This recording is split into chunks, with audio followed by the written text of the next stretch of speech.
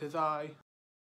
Hey everyone, glad to see you back, glad to see you looking fresh. Neon Genesis Evangelion, or maybe just Evangelion, or just even Eva, however you want to say it, is one of the most influential anime of all time.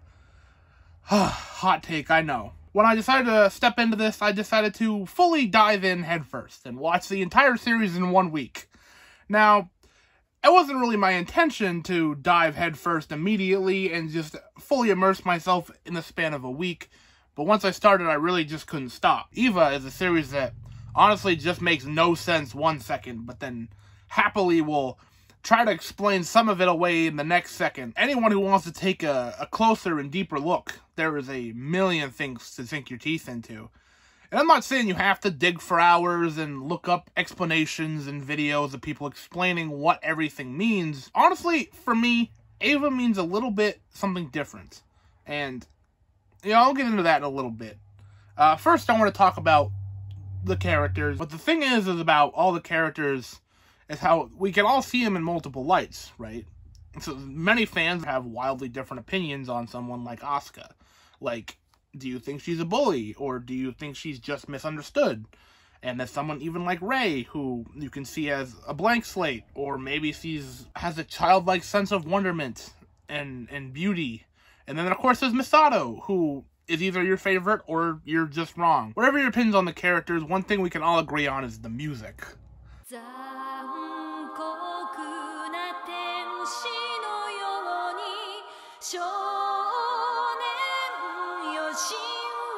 I mean, like, come on! Cruel Angel's Thesis is probably the best opening of all time. So anything, any show, any movie, I would stand that this song transcends its medium.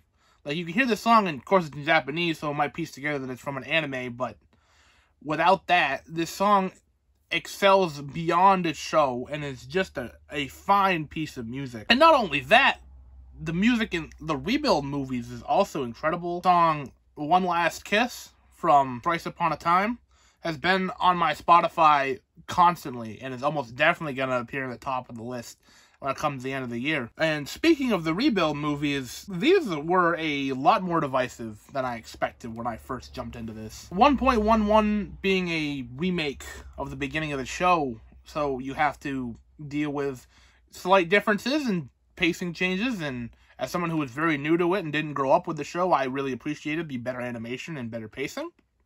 2.22 follows that same idea, and it changes a few things here and there, but at the ending it fully diverts into a different story entirely.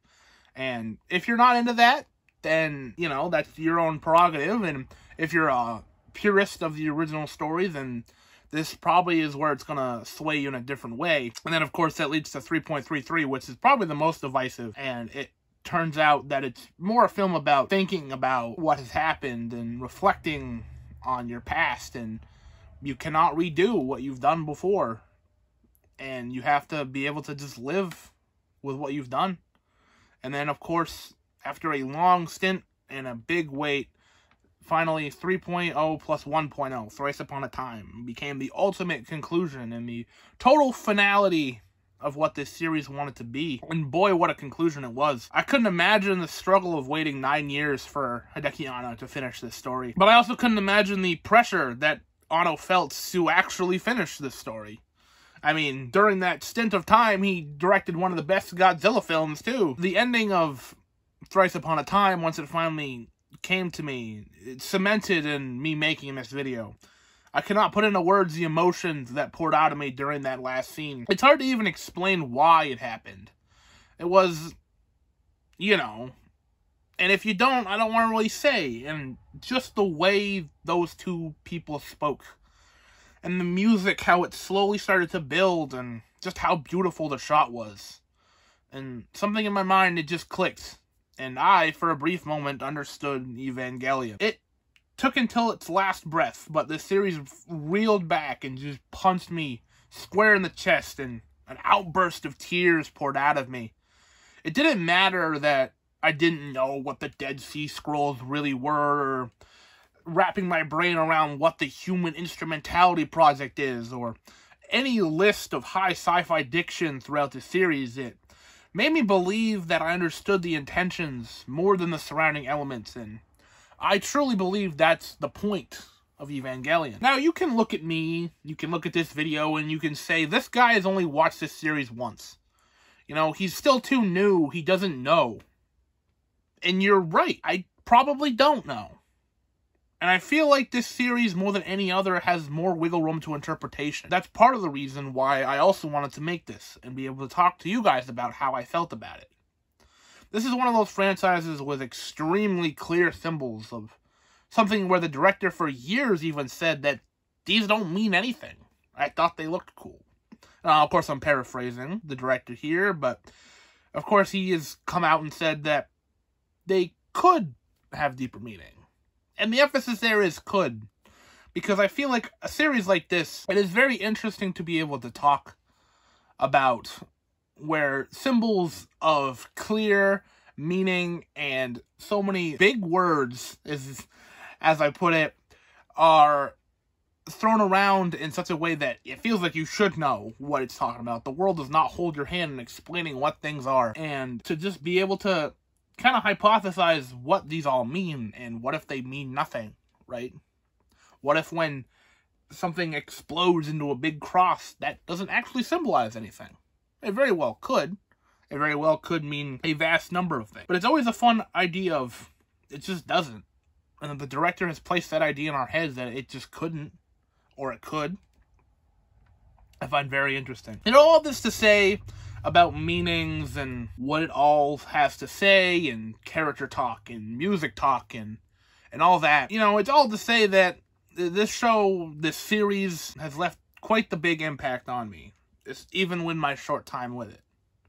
It's made me question so many things within myself, from some really deep things. Even something as light and interesting as the night before I watched Thrice Upon a Time. You know, it was Thursday night, I had just finished 3.33, and I was thinking to myself, do I deserve to just watch Thrice Upon a Time tomorrow? Do I deserve to sit there and just not have to wait, not have to contemplate what it all means, not have to simmer on it for almost a decade like so many fans had to? Do I really get to just wake up, go to work, come home, and sit there in front of my TV and just watch Thrice Upon a Time tomorrow? I do. But do I deserve to? And the question of deservedness never really crossed my mind when watching something in a quick fashion, or playing through a video game series very quickly, or anything like that. And I think that speaks volumes to how this series has made me think about art in a different way. And also, if it's taught me one thing, it's that everyone's journey is different, and I do deserve this. But without wanting to sound any more sappy than I've already gotten, I just wanted to say a few final words to this franchise. I haven't seen something this fast and have it stick with me as hard as Evangelion did. You know, I've watched shows and I've watched film franchises in a very quick fashion before. Nothing really stuck with me like Evangelion, or especially the end of Evangelion, did the first night I watched it. I remember watching that movie, and I remember lying there in a state of confusion. I had never been left in such a strange emotional state by a piece of art before. I questioned why it was the way it was, how did it come to be, and I've since looked into it and what it could all mean, and that's always the fun thing, is could. What could it all mean, not what does it all mean. Understanding Evangelion is more than this is exactly what this stands for. This is clearly what this is meant to be.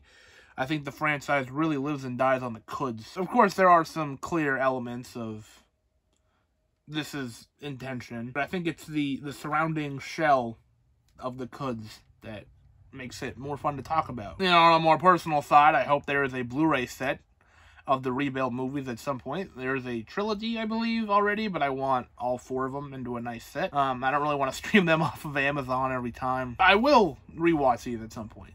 It'll give me a little time to get back to Evangelion, but I do want to rewatch these at some point. Finally, if you pick Raider Asuka over Misato, you're just lying to yourself. And on that note, I guarantee that this is not the last time you'll hear me talk about this franchise. And that will about do it for me today. Thank you so very much for watching. As always, like this if you like this, subscribe if you haven't already, and I will see you at some point.